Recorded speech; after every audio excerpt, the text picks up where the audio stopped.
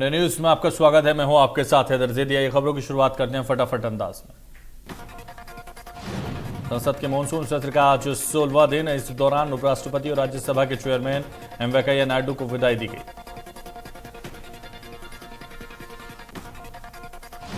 वहीं वेंकैया नायडू की विदाई पर पीएम ने कहा कि ये सदन के लिए बहुत ही भावुक पल हैं। आपने युवाओं को आगे बढ़ाने का काम किया, सदन के लिए भावुक पल। राज्यसभा के सभापति और उपराष्ट्रपति वेंकैया नायडू का कार्यकाल 10 अगस्त को खत्म हो रहा है।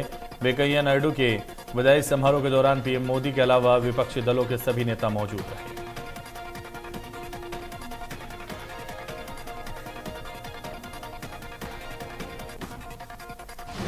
भोपाल में सीएम शिवराज ने स्मार्ट सिटी पार्क में किया पौधारोपण। इस मौके पर एमएलबी गर्ल्स कॉलेज की छात्राएं सीएम के साथ रही मौजूद।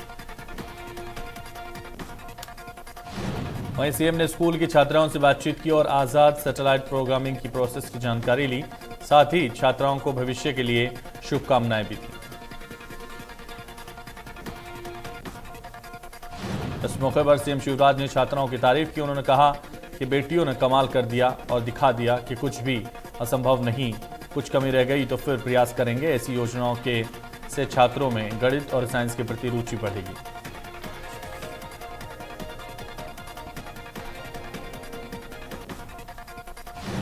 हिमाचल के 2 दिवसीय दौरे पर छत्तीसगढ़ के सीएम भूपेश बघेल पार्टी कार्यकर्ताओं से करेंगे मुलाकात। विधानसभा चुनाव को लेकर बनाएंगे आगे की रणनीति।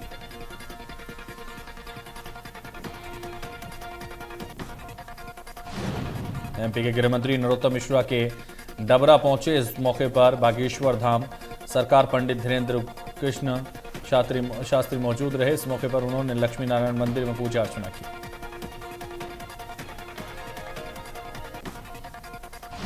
रविवार को पीएम की अध्यक्षता में नीति आयोग की गवर्निंग काउंसिल की अहम बैठक हुई और इस दौरान पीएम मोदी ने सभी राज्यों के मुख्यमंत्रियों से भी मुलाकात की।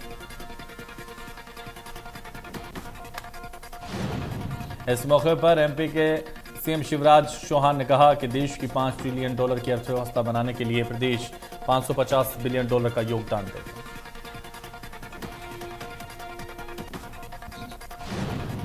इस दौरान छत्तीसगढ़ के सीएम भूपेश ने पीएम के सामने राज्य से जुड़े कई मुद्दों पर अपनी बात रखी। वहीं इस दौरान बैठक में पीएम मोदी ने छत्तीसगढ़ की गोधन न्याय योजना का जिक्र किया और इस योजना की तारीफ की।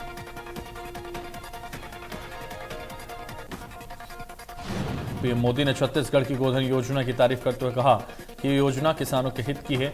वहीं छत्तीसगढ़ के मुख्यमंत्री भूपेश बघेल ने जीएसटी मुआवजा 5 वर्ष और बढ़ाने की मांग की।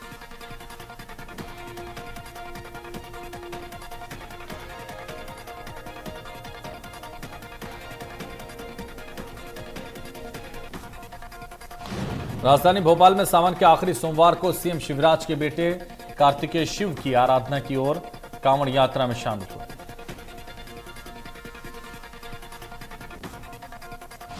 इस मौके पर कांवड़ यात्रा में हर हर महादेव की गूंज उठी। वहीं नीलकंठ मंदिर में से टपकेश्वर तक कांवड़ यात्रा निकाली गई।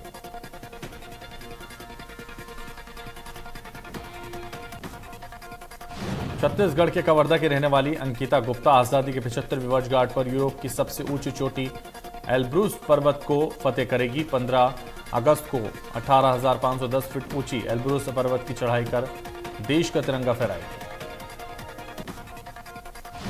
आर्थिक तंगी के चलते अंकिता की उम्मीदें टूटने लगी थी। ऐसे में सीएम निवास से अंकिता को कॉल आया और रायपुर आने के न्योता मिला। इस मौके पर सीएम भूपेश ने उन्हें देश का तिरंगा सौंपने के साथ ही 5 लाख रुपए की आर्थिक सहायता भी दी। फिलहाल अंकिता पुलिस विभाग में आरक्षक हैं और नक्सल सेल क्षेत्र में पोस्टेड है। इसके साथ ही अंकिता एक बेहतरीन एथलेटिक्स भी हैं। उन्होंने नेशनल लेवल पर और ऑल इंडिया पुलिस गेम्स में अब तक कई पदक अपने नाम कर लिए हैं। अंकिता गुप्ता के इस कार्य के लिए कवर्धा जिले के कलेक्टर ने उनके परिवार समेत जिले वासियों को शुभकामनाएं दी।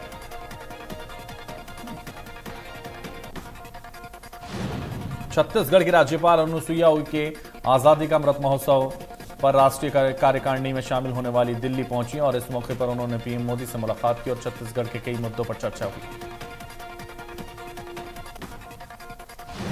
इस मौके पर छत्तीसगढ़ की राज्यपाल अनुसुईया उइके ने पीएम मोदी को राखी बांधी और इस दौरान उन्होंने प्रधानमंत्री की दीर्घायु की कामना की। राज्यपाल ने पीएम मोदी को छत्तीसगढ़ में कानून व्यवस्था की जानकारी दी। राज्यपाल ने पीएम को गोबर की माला, गोमूत्र और अन्य उत्पाद भेंट किए।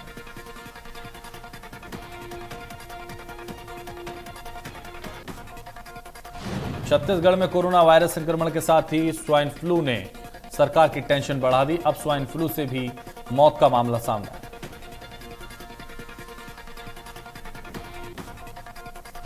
जानकारी के मुताबिक कोरबा से इलाज के लिए बच्चों को रायपुर लाया गया था। बीते कुछ दिनों से रायपुर में उसका इलाज चल रहा था। हाल ही में उसमें स्वाइन फ्लू की पुष्टि हुई।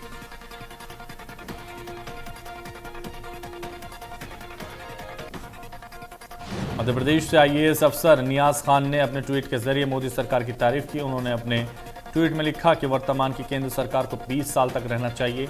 देश में स्थिरता के लिए एक पार्टी की गवर्नमेंट होना जरूरी। साथ ही उन्होंने लिखा कि जनसंख्या नियंत्रण समेत भ्रष्टाचारियों पर नकेल कसा जा रहा है। आपको बता दें, अपने बयान और ट्वीट को लेकर आईएएस अफसर हमेशा सुर्खियों में रहते हैं। जबलपुर में आय से अधिक संपत्ति मामले में ईओडब्ल्यू की कार्रवाई लगातार जारी। जानकारी के मुताबिक आदिम जाति सेवा सहकारिता समिति के सहायक प्रबंधक के आवास और कार्यालयों में ईओडब्ल्यू की छापेमारी। इस दौरान कुंडम में सहायक प्रबंधक पन्नालाल उइके के ठिकानों पर ईओडब्ल्यू ने छापेमारी की। यहां से 218% अधिक संपत्ति मिली है।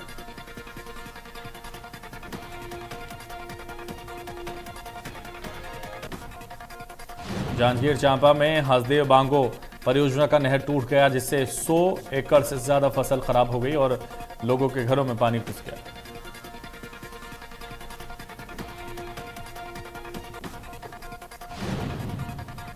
जानकारी के मुताबिक एक हफ्ते पहले ही किसानों ने विभाग के अधिकारियों कर्मचारियों को पानी रिसने की सूचना दी थी।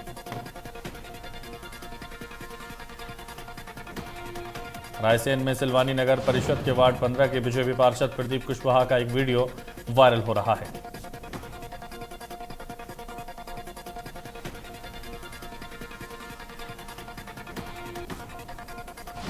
इस दौरान बीजेपी से बगावत कर क्रॉस वोट मिलने की बात कह रहे बीजेपी पार्षद उनका धन्यवाद दे रहे हैं। ऐसे में चर्चा है कि प्रदीप कुशवाहा ने मोटी रकम लेकर अपना वोट दिया है।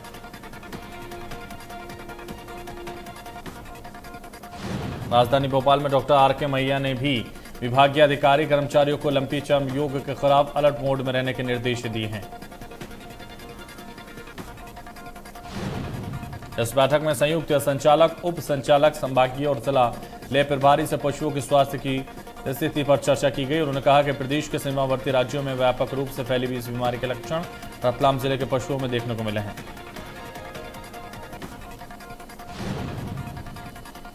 उन्होंने विभागीय अमले को लंपी के प्रति सतर्क रहने और केंद्र राज्य शासक की तरफ से जारी एडवाइजरी का पालन करने के निर्देश दे दिए।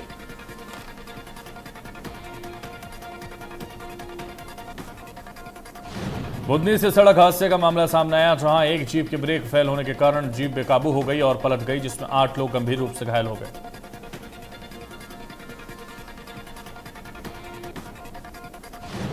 जहां से घायलों को जिला अस्पताल में भर्ती करा दिया गया। जानकारी के मुताबिक सभी मंदिर से दर्शन कर वापस लौट रहे थे। इस दौरान भैरव घाटी सड़क मार्ग पर हादसा हो गया।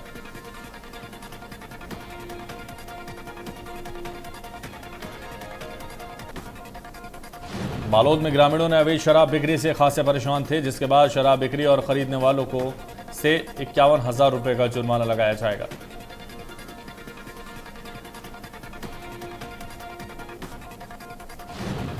ये मामला घूमका गांव का है, जहां भद्रता करने वालों पर 20,000 रुपए का जुर्माने का प्रावधान रखा गया है।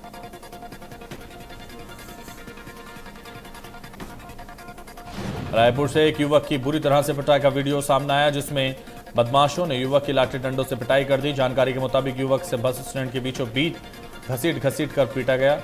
टिकरा पारा थाना इलाके का यह मामला।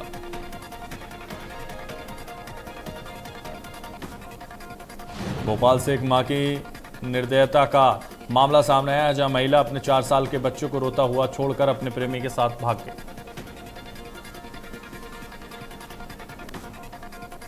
वहीं सूचना पर पुलिस मौके पर पहुंची और कार्रवाई में जुट गई। इस दौरान पुलिस ने महिला के प्रेमी को थाने लेकर आई और पूछताछ में जुट गई, तो वहीं महिला ने अपने पति पर मारपीट का आरोप लगाया। पेंड्रा के मरवाही में एक बार फिर 3 हाथियों के दल ने उत्पात मचाया। हाथियों ने 3 घरों में नुकसान पहुंचाया।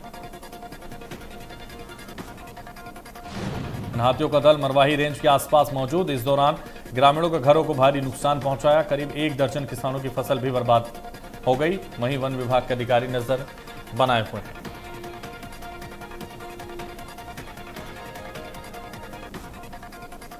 जांजगीर चांपा के महानदी में नाव में बैठकर तिरंगा रैली निकाली गई, जिसे लोगों ने काफी पसंद किया। साथ ही बीजेपी नेता कार्यकर्ताओं ने घर तिरंगा अभियान को सफल बनाने के लिए लोगों से अपील भी की।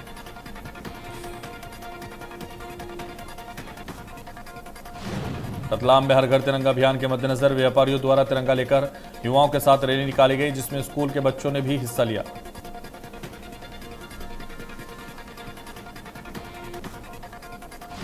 सावन मास का आज चौथा सोमवार। इस अवसर पर सनावद में तीर्थ नगरी ओंकारेश्वर में भगवान शिव की आज शाही सवारी के साथ गुलाल महोत्सव मनाया जाएगा। इस दौरान और भव्य पालकी यात्रा निकाली जाएगी और बाबा ओंकार और ममलेश्वर ओंकार नगरी में भ्रमण कराया जाएगा।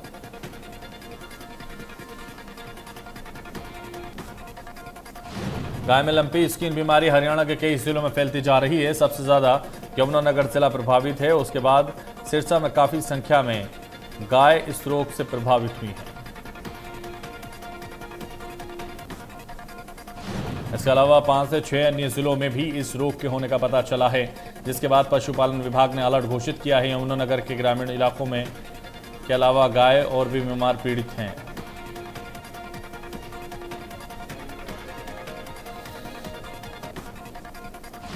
बिहार की राजनीति में इन दिनों हलचल तेज हो गई। सीएम नीतीश ने जेडीयू के सभी विधायकों और सांसदों की मंगलवार को बैठक बुलाई।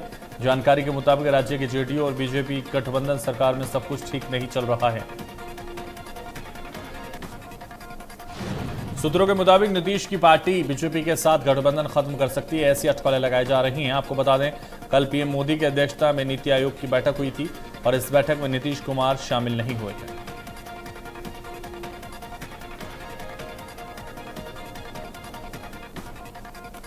महाराष्ट्र में शिवसेना सांसद संजय राउत की हिरासत आज खत्म हो रही है। सूत्रों के मुताबिक ये जांच एजेंसियों के सामने दोबारा पेश होंगे। यूपी में नोएडा अथॉरिटी की टीम ने ओमेक्स सोसाइटी में बदसलूकी का मामला श्रीकांत त्यागी के अवैध निर्माण पर कार्रवाई कर जानकारी के मुताबिक आरोपी त्यागी ने अपने फ्लैट के आसपास अवैध निर्माण कर रखा था।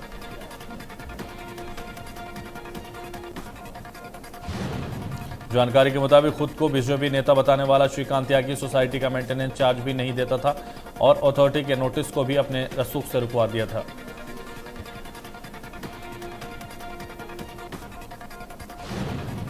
श्रीकांत त्यागी के अवैध निर्माण की शिकायत 2019 से सोसाइटी में रहने वाले लोग कर रहे थे, लेकिन अपने रसूख के चलते वो कब्जा हटाने को तैयार नहीं था। लेकिन जब उसका अवैध निर्माण हटाया गया तो सोसाइटी में रहने वाली महिलाओं ने तालियां बजाकर नोएडा अथॉरिटी की कार्रवाई का स्वागत किया।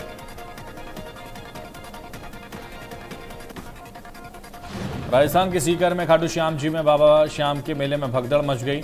भगदड़ में 3 महिला श्रद्धालुओं की मौत हो गई, 2 महिला और 1 पुरुष श्रद्धालु घायल हो गए। इसी दौरान कुछ लोग फिर गिर गए और हालात बेकाबू हो गए। आनंद मामले में घायलों को अस्पताल में भर्ती कराया गया। पुलिस प्रशासन के अलावा कई आला अधिकारी मौके पर मौजूद रहे। जानकारी के मुताबिक अचानक मंदिर के पट खुला, जिसके बाद से भगदड़ मच गई।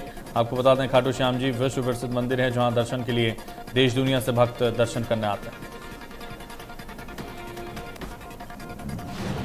टेरर फंडिंग पर एनआईए का बड़ा एक्शन। लगातार जम्मू और डोडा में कर रही छापेमारी। आतंकियों की मदद करने वालों पर होगी कार्रवाई।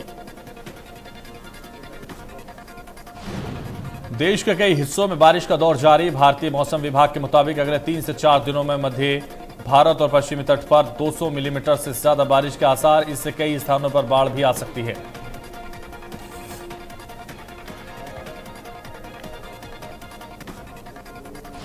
वहीं कुछ राज्यों में बारिश में आएगी कमी। ओडिशा और कोंकण क्षेत्र के कुछ हिस्सों में भारी बारिश हुई। मौसम विभाग के मुताबिक ओडिशा में भारी बारिश का आसार, वहीं 9 से और 10 अगस्त को झारखंड में भारी बारिश हो सकती है।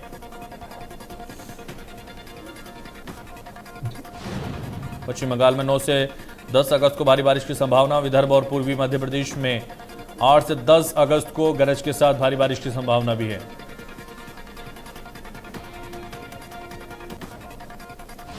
कॉमनवेल्थ गेम्स में भारतीय टीम का शानदार प्रदर्शन जारी। 10वें दिन तक भारतीय टीम ने 18 गोल्ड, 15 सिल्वर और 22 ब्रॉन्ज मेडल अपने नाम कर लिए।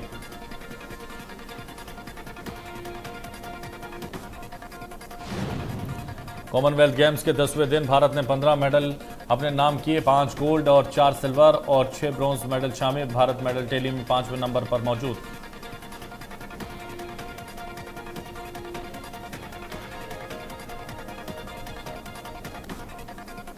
जबलपुर में हवलदार अचिंत्या शवली का जोरदार स्वागत।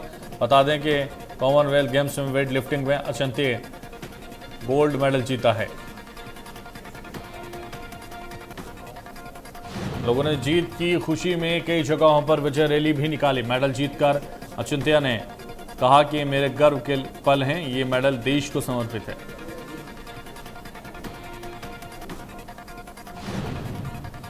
वही वुमेन्स जेवलिन थ्रो में अन्नू रानी ने उम्मीदों पर खरा उतरते हुए ब्रॉन्ज मेडल हासिल किया। उसके अलावा 10 किलोमीटर पैदल वॉक में संदीप कुमार ब्रॉन्ज मेडल जीतने में हासिल करने में कामयाब रहे। कॉमनवेल्थ गेम्स में क्रिकेट के फाइनल में ऑस्ट्रेलिया ने टीम इंडिया को 9 रनों से हरा दिया। इसके साथ ही भारतीय टीम का गोल्ड जीतने का सपना भी टूट गया और सिल्वर मेडल से संतोष करना पड़ा। टेबल टेनिस मिक्स भारत में भारतीय जोड़ी अचंत शरद कमल और श्रीजा अकुला ने स्वर्ण पदक से अपने आप को सिल्वर पर संतोष किया। भारत के किदांबी श्रीकांत ने पुरुष सिंगल्स में ब्रॉन्ज मेडल जीत लिया। उन्होंने ब्रॉन्ज के मुकाबले में सिंगापुर के जिया हेंग ते को लगातार गेम में 21-15 और 21-18 से हराया।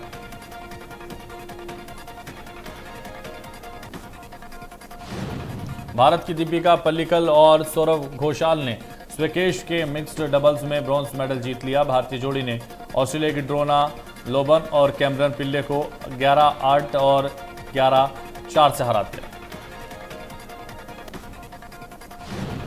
भारतीय महिला टीम ने एक रोमांचक मुकाबले में न्यूजीलैंड को हराकर ब्रॉन्ज जीत लिया। इस मैच में भारत ने पेनल्टी शूटआउट में कप्तान सविता पुनिया की शानदार गोल कीपिंग की बदौलत 16 साल बाद कोई पदक जीतने में सफल रही। पहलवानों के बाद सीडब्ल्यूजी में दिखा हरियाणा के मुक्केबाजों का दम। अमित पंघाल और नीतू घनघस ने लगाया गोल्डन पंच। निगाह जरीन का भी सोने पर कब्जा। कॉमनवेल्थ गेम्स में शानदार प्रदर्शन करने वाले खिलाड़ियों को पीएम मोदी ने दी बधाई। सीएम मनोहर लाल और राज्यसभा सांसद कार्तिक शर्मा ने खिलाड़ियों के शानदार प्रदर्शन पर शुभकामनाएं। कॉमनवेल्थ गेम्स में आज खिलाड़ियों के शानदार प्रदर्शन पर राज्यसभा सांसद कार्तिक शर्मा ने ट्वीट कर कार्तिक शर्मा ने लिखा कि मेडल जीतने पर बहुत बहुत बधाई, शुभकामनाएं, आपका आने वाला भविष्य और उज्जवल हो। इंडियन कोस्ट गार्ड ने पाकिस्तानी नौसेना की हिमाकत का करारा जवाब दिया। पाकिस्तानी नौसेना का एक युद्धपोत गुजरात तट के पास भारतीय समुद्री सीमा में प्रवेश कर गया। इंडियन कोस्ट गार्ड के समुद्री निगरानी विमान डॉर्नियर्स ने इसका पता लगा लिया कि रेडार पर पाकिस्तानी युद्धपोत का सिग्नल मिलने के बाद ही भारतीय तटरक्षकों का दल सक्रिय हुआ है। वहीं इस दौरान पाकिस्तानी युद्धपोत को अपनी सीमा में वापस लौटने को कहा गया। इंडियन कोस्ट गार्ड की सक्रियता को देखते हुए पाकिस्तानी युद्धपोत वापस अपनी सीमा में लौटने को मजबूर हुआ।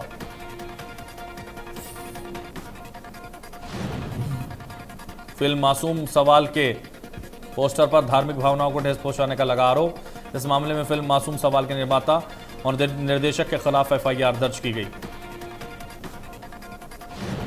हिंदू राष्ट्र नवनिर्माण सेना के अध्यक्ष की शिकायत पर फिल्म के निर्देशक संतोष उपाध्याय, उनकी कंपनी और फिल्म की पूरी टीम के खिलाफ एफआईआर दर्ज की गई। मिस यूनिवर्स हरनाज संधू ने ग्लैमरस अवतार में अपना नया फोटोशूट कराया। हरनाज के फोटोशूट की तस्वीरें सोशल मीडिया पर छा गई।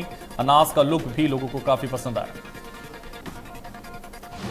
खतरों के खिलाड़ी 12 से चेतना पांडे एलिमिनेटेड हो गई हैं। खतरों के खिलाड़ी में टीम वीक चला है, जिसमें चेतना तुषार कालिया की टीम का हिस्सा थी। अक्षय कुमार की फिल्म रक्षाबंधन 11 अगस्त को सिनेमाघरों में रिलीज हो रही है। इस साल रिलीज होने वाली अक्षय कुमार की तीसरी फिल्म है। अक्षय कुमार की रक्षाबंधन OTT के G5 प्लेटफॉर्म पर रिलीज होगी। कौन बनेगा करोड़पति सीजन 14 का शानदार आगाज हो चुका है और अमिताभ बच्चन के सामने पहले मेहमान के रूप में अभिनेता आमिर खान हॉट सीट पर नजर आए।